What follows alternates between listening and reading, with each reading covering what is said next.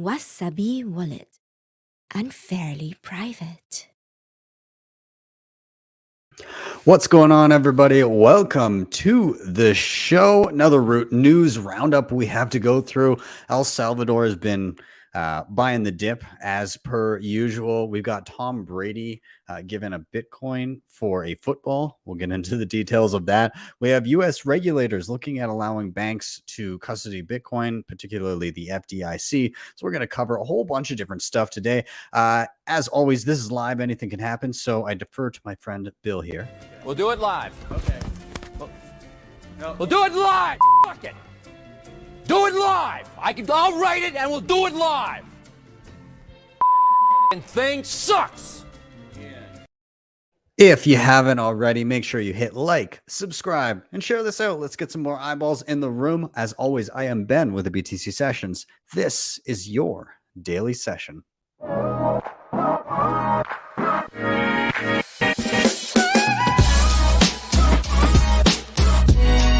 Hodl the Bitcoin.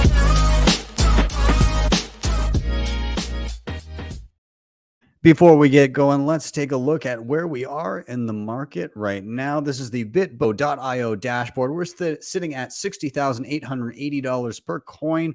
A single dollar will grab you 1,643 sats. We have 89.8% of all Bitcoin have been mined. And in terms of fees, next block, only 5 sats per byte. If you're willing to wait a little bit longer, 1 sat per byte should do you. Yeah, we've had some volatility over the last little bit. If we zoom out by about the week, actually, let's go to the month. So we had the all-time high on October 20th. And then we had, some dips all the way back down to, we did get into the 50s. We're, 58K gang was out strong earlier today, but we've since climbed back up. Is that the end of it? I don't know. My follower count on Twitter just went above 58K. So I'm wondering if 58K gang is now retired, both in price and followers. We'll see. Of course, shout out to sponsor of the show, Shakepay.com. If you're in Canada and you're buying Bitcoin and you're not doing it through Shakepay, I don't know what you're doing. This is honestly the easiest way. I've been using this thing forever. You can get it on your phone, Android, iOS, doesn't matter. And you can have the easiest and cheapest way to get Bitcoin in Canada. No deposit fees, no withdrawal fees. The spread is super thin. And yeah, so you're getting some of the best rates in Canada. It's super easy to use. And on top of that, the referral is really awesome. If you refer a friend, then you both get $10 after they buy their first 100. Same thing. If you use the link at the bottom in the show notes, you will get $10 for signing up and for buying your first $100. And once you refer somebody, you can shake your phone every day and get free sats. It's called shaking for sats. And if you're not doing that, set alarms because you got to get those free sats, guys.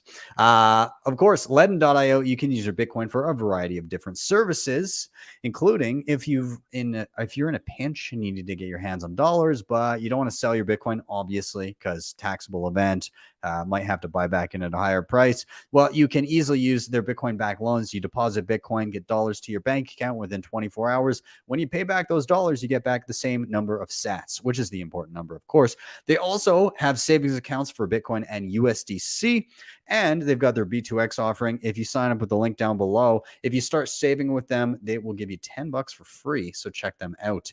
Bitrefill. I live on Bitcoin. Bitrefill helps a hell of a lot. They've got gift cards for just about anything you could imagine in a ton of different countries. You can pay with Bitcoin on chain and via Lightning Network, as I always do. And you earn sats back as you shop. Plus, they've got a killer referral program as well. So check them out. Keystone, you know these guys. My favorite, most used hardware wallet. I love it because it's all air gapped, meaning you never plug it into anything internet connected. It's all done offline via QR code.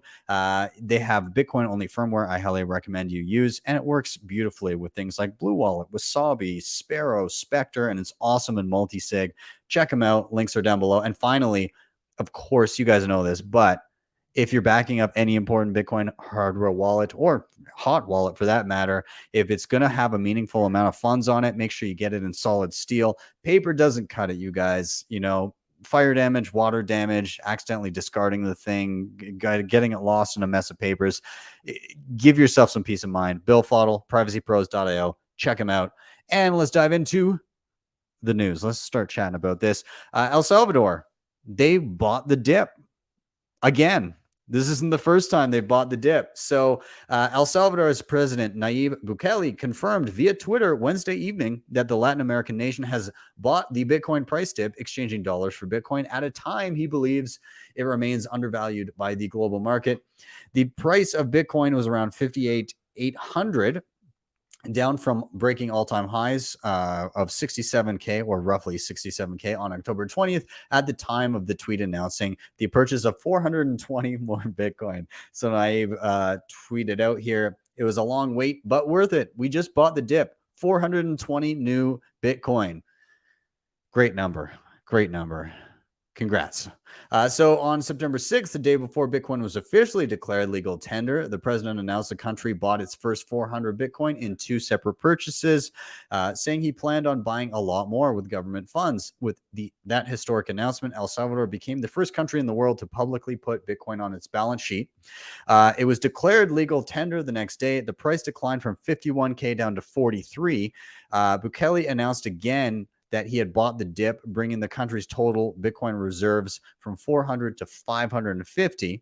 Another price dip purchase on September 20th brought El Salvador's Bitcoin reserves from 550 to 700.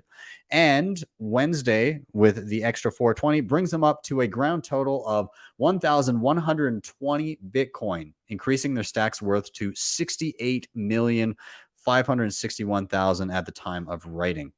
Yeah, pretty wild to see a country buying the dip. BTFG.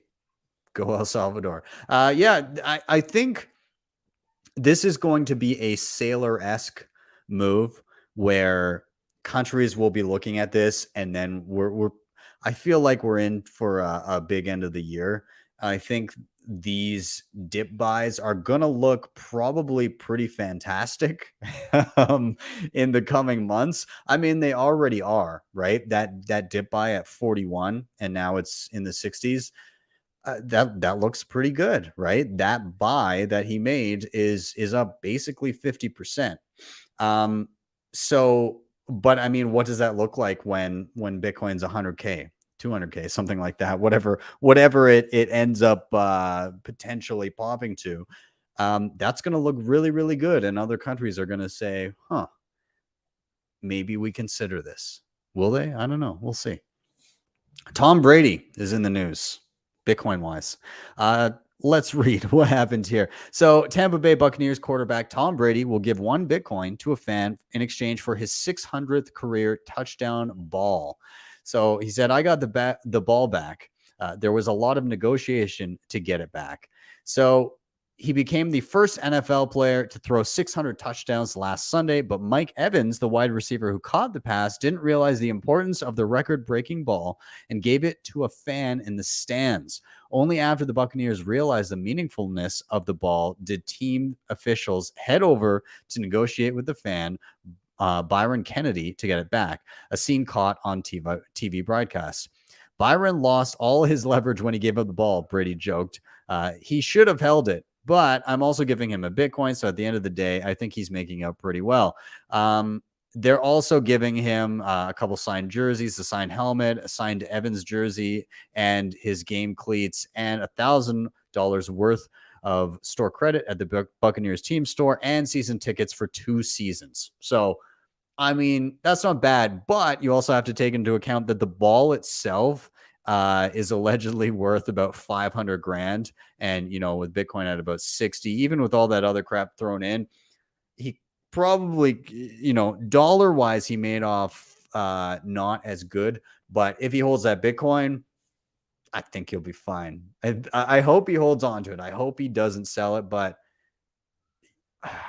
I don't know. I don't know if he will. Okay, moving on. FDIC chairman, U.S. regulators exploring how banks could hold Bitcoin. So a team of U.S. bank regulators is trying to provide a more straightforward path for banks to engage with and hold Bitcoin. This from the FDIC chairman.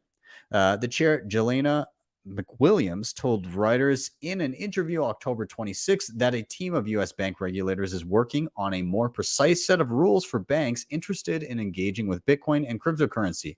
That would clarify how U.S. banks could hold BTC in custody to facilitate client trading, use it for collateral for loans, or even hold on their balance sheets. The quote here, I think that we need to allow banks in the space while appropriately managing and mitigating risk. If we don't bring this activity inside banks, it is going to develop outside of banks. The federal regulators won't be able to regulate it. And this is the main point that I want to and did highlight here, is that they're looking at this from the perspective of, hey, like, where's this activity taking place? They want to oversee as much as possible. And so they're realizing that people are going around them already right now. And they're probably thinking, hey, we could see a lot more of what was happening if it was happening within these regulated bank branches. My suggestion to you is don't buy and hold Bitcoin with a bank. Self-custody, purchase your own Bitcoin, put it in cold storage, maybe do a little bit of coin join in there. That could be good. Maybe buy it non KYC if you so choose. If you're technically savvy to do so, that's also an option. Peer to peer. But if you are going through an exchange, then yeah, maybe coin join that and then just tuck it away from the grubby little fingers of the banksters that would hold it for you and rehypothecate the shit out of it, because they're going to.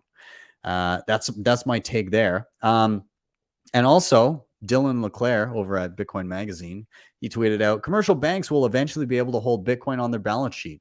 They'll be able to borrow at 0% and buy all the Bitcoin they possibly can. Front run them. Yes. Let's keep going. MasterCard plans to allow merchants to accept Bitcoin payments. Let's read on here. MasterCard is said to be planning to allow any bank or merchant on its vast network to accept Bitcoin and offer Bitcoin and Bitcoin rewards. According to a new report from CNBC, MasterCard is partnering with Bitcoin and crypto wallet provider Bakkt, which will offer Bitcoin custodial services to merchants that sign up. Executives at MasterCard and Bakkt said there are currently thousands of banks and millions of merchants on MasterCard's network, all of which could soon be able to send and receive payments with Bitcoin wallets, earn rewards in Bitcoin through credit and debit cards, and implement loyalty programs whereby airline and hotel points could be converted into the asset as a result of partnership. Existing points could also be converted into Bitcoin at rates set up by participating companies, giving customers the ability to earn a yield, according to Bakkt CEO Gavin Michael. Okay, I'll touch on that quote in a second. MasterCard's executive vice president of digital partnerships said in an interview on CNBC, we want to offer all our partnerships the ability to more easily add crypto services to whatever they're doing. Our partners, be they banks, fintechs, or merchants, can offer their customers the ability to buy and sell and hold cryptocurrency through an integration with the Bakkt platform. So all in all, I'd say it's a net positive, but let's take a look at what's likely is, at least initially, this is going to be entirely custodial. You won't own Bitcoin. You'll have exposure to it. And don't get me wrong, if it's through a rewards program that would have been points, I would much rather have my points be exposure to Bitcoin than shitty points, right? That's a definite advantage. What I hope to see is that this becomes kind of like Strike and Jack Mallers say, where everybody needs to be interoperable, meaning that you can flow to and from platforms like this, meaning that you can deposit and withdraw Bitcoin via main chain, Lightning, whatever it may be. I hope there's that interoperability. Now, these guys being the incumbents that they are and wanting to have that walled garden where, oh, use the MasterCard network. I don't see that being the case initially, but I think that players like Strike and You see Robinhood now saying, hey, we're going to do withdrawals, and like 1 million plus customers saying they want to do that. PayPal saying that they're implementing withdrawals, things like that.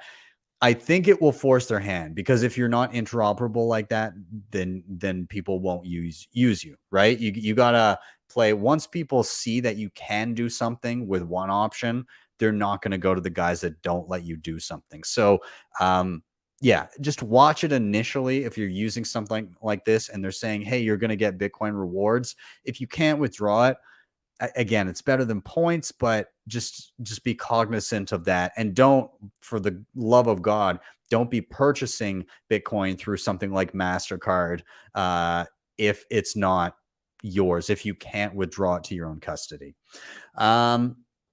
Also, Throwback Thursday. This was in 2014 in December. MasterCard executive argues Bitcoin can't be trusted. In a new video, MasterCard president for Southeast Asia, Matthew Driver, indicates that his company is not completely comfortable with Bitcoin. The video was so bad. It was basically like, well, Bitcoin's used for criminals and people can do things that are outside of our control, and we don't like that. Oh, how times change. How times change. Yeah. Time for reflection. Yeah. Well, I mean, hey, they were gonna capitulate sooner or later. If they didn't, they were gonna go bankrupt. So yeah. Rand Paul, Bitcoin could become the world reserve currency, says Senator Rand Paul. So basically, he said here, Bitcoin could become the world's reserve currency if people lose trust in the government. He did accept Bitcoin donations in his 2016 campaign, and the Republican senator was interviewed on Axios discussing the future of Bitcoin and fiat currency in the US. He said, quote, the government currencies are so unreliable. They're also fiat currencies. They're not backed by anything. So, I mean, he gets it there. Now, his quote, we should reiterate here, was not specific to Bitcoin. He said, I've started to question now whether or not cryptocurrency could actually become the reserve currency of the world as more and more people lose confidence in the government. Now, he's never publicly talked to or endorsed any other cryptocurrency outside of Bitcoin. So, I mean, I'm sure that's in the forefront of his mind, but hopefully he doesn't go down this shitcoining route. I'm sure a number of you saw the tweet from Jack Dorsey about inflation earlier this week. He said, hyperinflation is going to change everything. It's happening. People were pissed about that. And by people, I mean like mainstream economists were pissed about that. And some of the news pundits weren't a big fan of it either. But I did like this article here. Twitter CEO Jack Dorsey is right to scare everyone about hyperinflation. He said, I think Dorsey is on the mark here, though it's pretty self-serving, as any outbreak of hyperinflation would meaningfully erode the value of the US dollar and probably be bullish for crypto.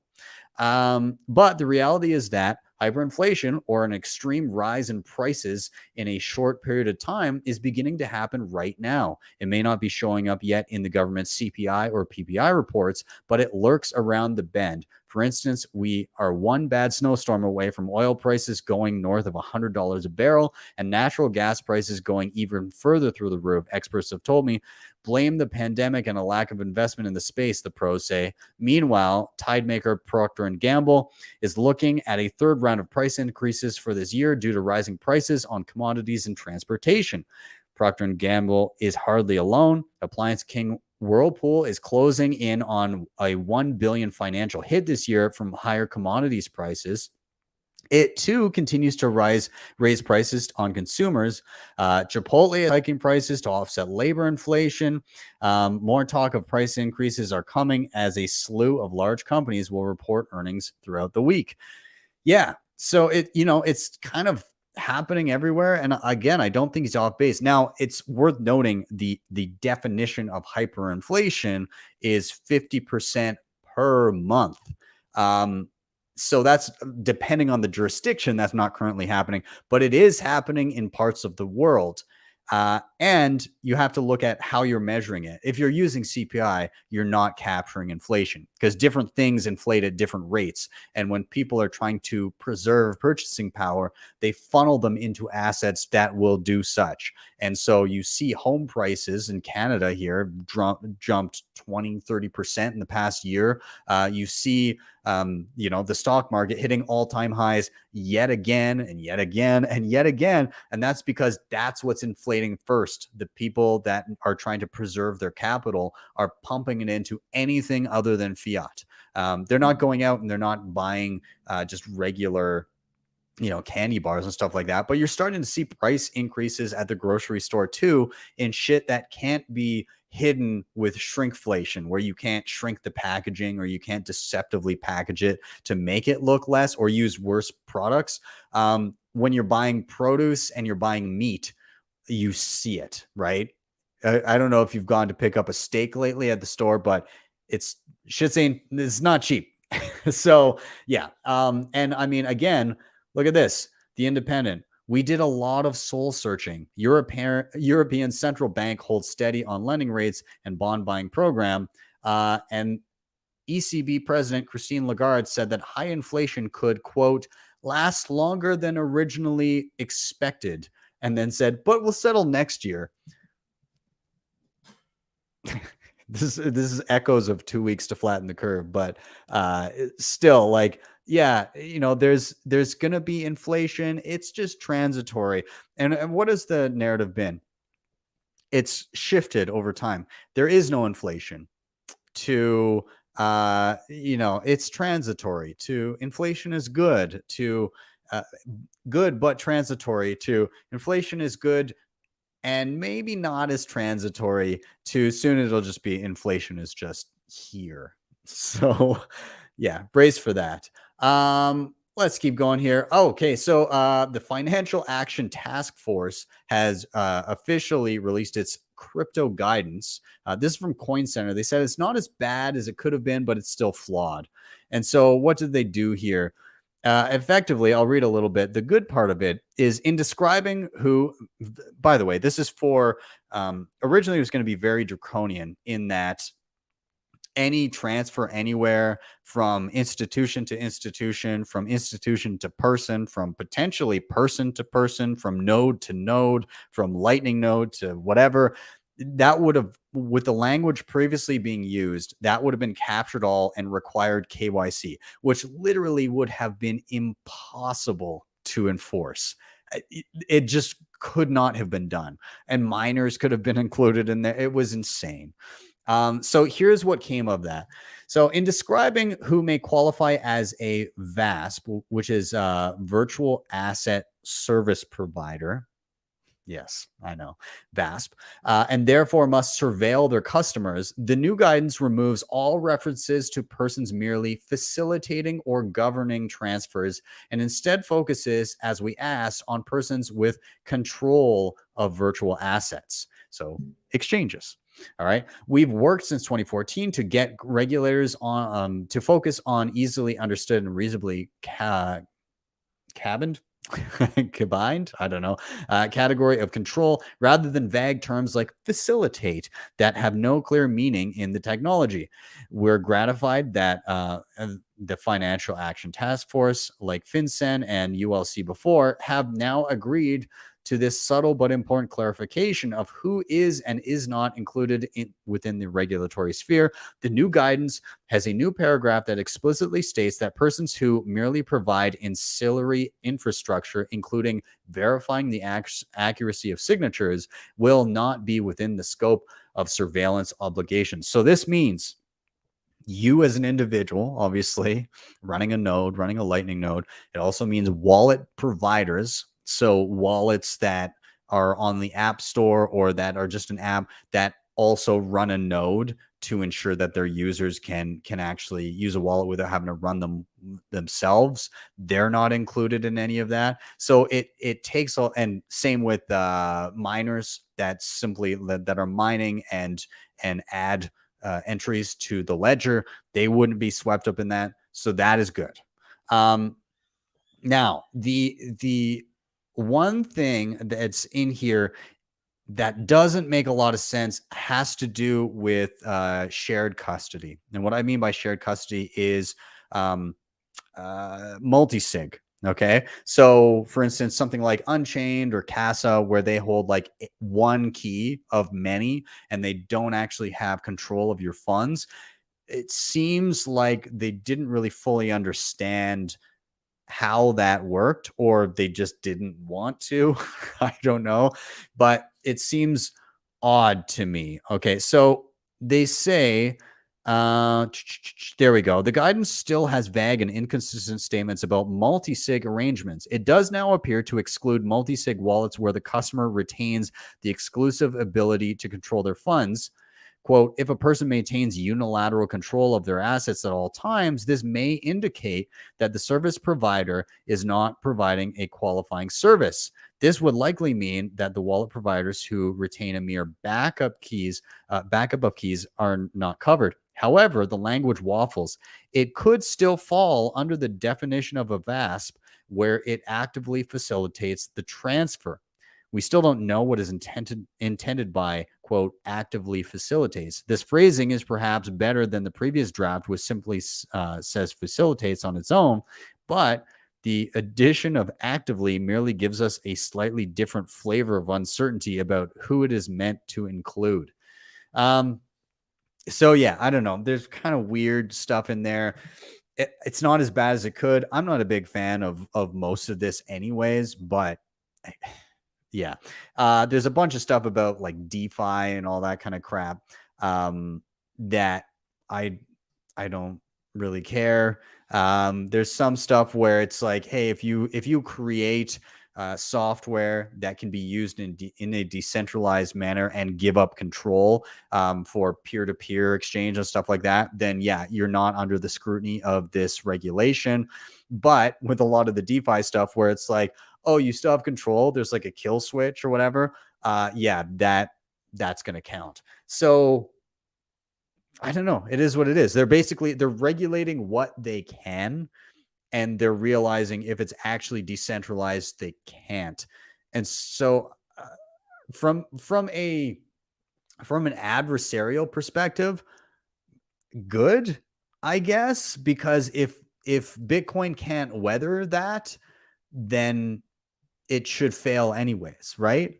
But it's not going to fail because it can weather it. So anything that doesn't pass that sniff test of can it be regulated, then, well, I mean, that's what we're here for, to see how these tests go. Now, I mean, this gives us a longer runway to kind of build more shit out to make ourselves even more resilient. But you know, I mean, I expect and anticipate, and in some instances, I don't want to say welcome, but kind of welcome these types of things so that we see how resilient this is in the face of this kind of stuff. Because we want to know. I'd rather know now if it can be shut down than find out years later, you know? So good. Really good article here from Jborn BTC on Medium. It's debunking all of the Bitcoin information one by one. This is a lengthy read. He covers a lot of stuff. I'll just go through the bullet points here. He covers basically debunks the following: Bitcoin is too volatile. Bitcoin consumes too much energy and is bad for the environment. Bitcoin is not scalable. Bitcoin is too complex for people to use. Few people use Bitcoin. It is pure speculation. Bitcoin will be banned by governments. Bitcoin is used by criminals. Bitcoin only advantages the rich. Bitcoin is centralized because some people hold large amounts of it. Bitcoin advantages the people who got in early. So there's 21 different points that he one by one dismantles and debunks. It is great. If you've ever been in a conversation where somebody brought up one of these FUD items and you knew it was incorrect, but you couldn't quite articulate it, just go through this. You'll have your talking points very, very well presented. Now, obviously, I don't want you to go through this and just take it verbatim. Like, go out, check the data, make sure that you're actually saying factual things. But is very well organized here. So be sure to check it out. So again, debunking all the Bitcoin information one by one, and it's from Jborn BTC on Medium. If you Google it, it will come up. Another great article that just came out. This is Nick Carter and Sean Connell. Miners are the optimal buyers. The data behind Bitcoin-led decarbonization in Texas. Talks about the Texas energy grid and how Bitcoin could help it. And this was spurred on by Ted Cruz being interviewed by Jimmy Song, talking about exactly that, how Bitcoin could stabilize the grid by being a buyer of last resort for energy, allowing infrastructure to be built up, and miners can shut down at the drop of a hat the moment that energy is needed. But they can kind of up that peak demand level that they know that they could encounter, so that they're always prepared, but not have the infrastructure costs just, pissed away on nothing. All right. It's the energy is already there, being produced, being used. It's helping the environment actually, because it's, instead of flaring natural gas or just venting it, they can actually utilize it, which has less carbon output. So it's a net positive, but they actually parse through all the data here. Again, it is a solid, lengthy read, but they've done their homework. So be sure to check that out. Last couple things here. Voltage, the guys over Voltage Cloud just introduced Flow, which is effortlessly. Wow. Hello, everybody. Creating Lightning channels. So this allows you to effectively purchase Lightning channels, liquidity inbound and outbound, allocated as you see fit. And it integrates with Pool from Lightning Labs. It just makes it a lot more accessible to individuals that are running Lightning nodes, particularly, I would say, for businesses. It's pretty cool. So check that out. They have a blog on it over at their website. Also, there's been a lot of adoption of Lightning addresses. If you're unsure what that is, that's effectively having what looks like an email address, but to receive Lightning payments. So I did an example of this with the Zebedee wallet, where I had BTC sessions at zbd.gg. And it looks like Bitrefill has added it. In fact, a lot. I saw Phoenix Wallet has added it. Breeze already had it. Blue Wallet has it. So it seems to be proliferating quite well. I really want to see Moon Wallet integrate this, because that's the one that I use a lot, and they don't do it yet. So Moon, if you could do that, that would be great. And finally, I'm going to wrap up here, guys. Tomorrow's Why Are We Bullish is going to be a fucking banger. Adam Curry, the Podfather, shall be on. He's also responsible for Podcasting 2.0. He's the reason that you can listen to the audio of this later on Breeze Wallet and stream sats per minute if you so choose. Also going to have Untapped Growth, John Vallis, and Guy Swan, The Voice. It's going to be a good time. I'm very excited. So be sure to join us tomorrow at 6 p.m. Eastern time.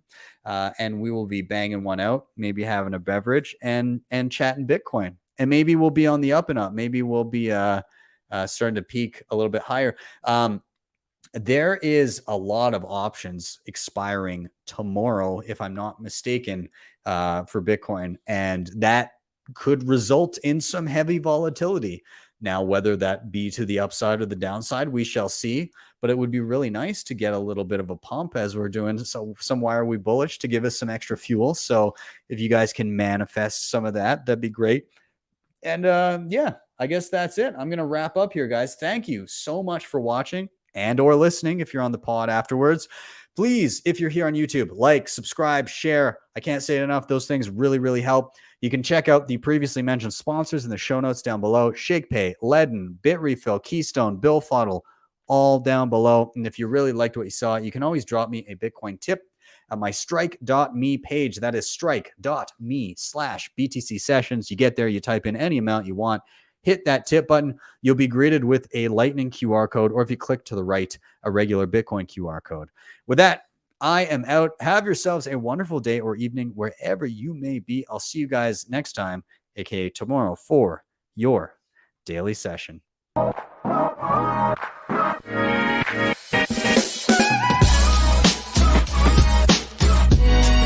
HODL the Bitcoin.